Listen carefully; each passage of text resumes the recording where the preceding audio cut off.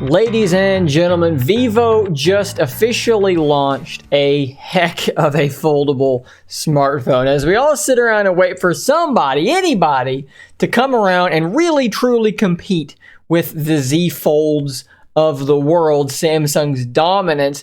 Maybe, just maybe, we are getting close to that point. Vivo with their Vivo X Fold might be able to do it. Let's go to this Twitter thread because I organized all the information and all of my thoughts here in this thread. You can kind of see the picture of the thing here as I'm talking over this. So the Vivo X Fold is currently only available in China, and that is very important, okay? Because this might not ever leave China, but it's definitely still important that this thing exists, and even more importantly, that if it were to come to America, the exchange rate would have it be about $1,400, which would make it a pretty inexpensive, relatively speaking, folding smartphone. So again, $1,400 for a 12 gigs of RAM, 256 storage, and it does have apparently a faux leather backing. If we get a look here at the appearance, I think that this thing looks quite good. We've got a massive camera module on the back there we're going to talk about, big internal screen and an external screen, which is a lot wider than what we have on the Z Fold, which I don't think anyone's going to really complain about. That's a thing that I think we all wish Samsung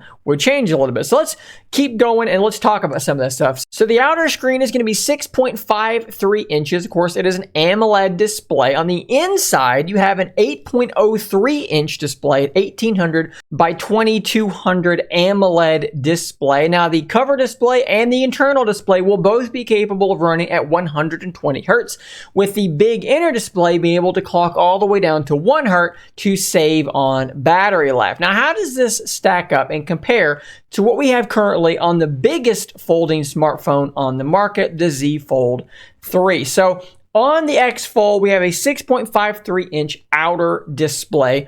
On the Z Fold, that is a 6.2 inch outer display. Now keep in mind, this is measured diagonally. So because the Fold is so tall and so narrow, it's kind of hard to one-to-one compare these things. But again, going up by about 0.3 inches. And then on the bigger interior display, an 8.03 inch 1800 by 2200 versus on the Fold, a 7.6 inch display, which let's see if we have the resolution here, 1768 by 2208. And that kind of paints a more detailed picture here because that 2208 is actually a bigger number than we have here, but 1768 versus 1800. That's because it is a wider display. The actual height is going to be really, really similar, just a little bit wider. And I think that's the right call by Vivo.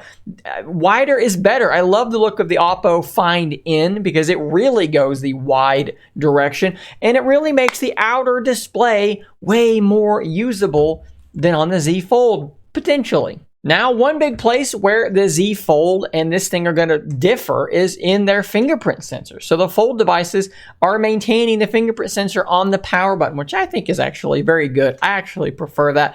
Well, with this device, as you can see in this video that is playing, there's an ultrasonic fingerprint scanner under both displays, outer and inner. And I think that's why it's actually smart of Samsung to not go this route. You're having to have two fingerprint sensors on there instead of one. A little bit silly, but it is the direction that they are going.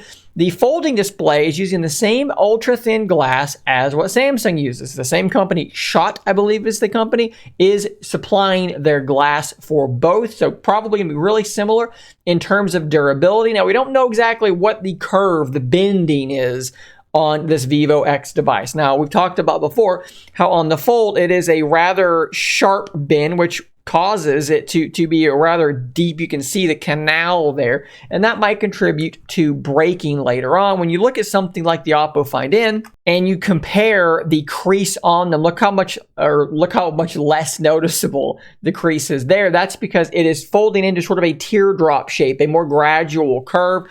It is unclear to me right now if that is going to be the case on Vivo, but from the little bit we've been able to see in videos like this, it does appear that that may be the case. As we kind of open this up, you can kind of look there. Does that look more like the Oppo device than the Z Fold device? I think it probably does. One thing we do know about the Hinge, though, is that it is able to fold totally flat when it is closed. I didn't word that very well, but I'm talking about when it's closed. There's a small gap with the Galaxy devices. That will not be the case with the Vivo X Fold, and it is also able to support any angle between 60 and 120 degrees. So just like this thing can kind of sit at any possible angle, that will be true of the Vivo device as well. We are rocking the Snapdragon 8 Gen 1, so top of the line system on a chip, 12 gigs of RAM, a 4600 milliamp hour battery, which is relatively large, pretty decent for something like this. Wired charging at 66 watts and wireless charging at 50 watts, which absolutely trashes what Samsung has going on. So the charging speed is going to be way better than what Samsung is going to be offering. Now let's talk about those cameras though, because there's a big old camera bump on the back, and this is going to get really interesting because the Fold 3 is rocking triple 12s, and there are rumors that the Fold 4 might be going to that 108 megapixel camera, as well as an improved telephoto zoom at 3x. So this is going to get really interesting because the Vivo camera is rocking apparently a 50 megapixel f1.8 aperture camera with optical image stabilization, a 12 megapixel 2x zoom, a 5x periscope zoom. You can see that square lens there. That is a periscope zoom with up to 60x digital zoom, and a 48 megapixel ultra wide that's 114 degrees. And then of course, two 16 megapixel hole punch selfie cameras. That is a top of the line, top flight camera setup. And I know you're going to say, oh, but 108's bigger than 50, so the Fold 4 might be better. And it might be better. But a 5x periscope zoom with a 50 megapixel primary and the sensor, and I did not include here, but it is a rather large sensor as well. This thing is going to be really, really good on paper in terms of photography. And Vivo's software has gotten really good as of late with their computational photography. So there is definitely reason to think this thing's camera is going to be potentially, as of now, probably the best camera setup on any folding phone, period. Speaking of software though, this is a place where Samsung probably still has an advantage because Vivo says they're able to run two apps simultaneously with a third in a floating window. Well, of course, Samsung can do a fourth app. They can go one big one, one small one, and then a floating one on top. Samsung still has the best split window of any Android manufacturer on the planet. And then, as I say at the very end, there's currently no word as to if and when this device will ever launch outside of China. So this may not matter to you at all, but I think it does matter because it exists.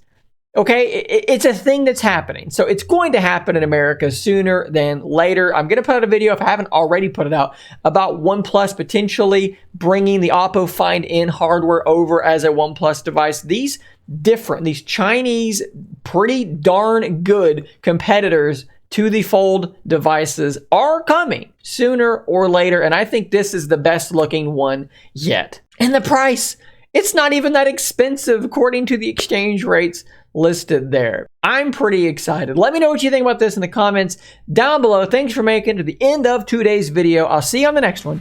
And until next time, stay nerdy, my friend.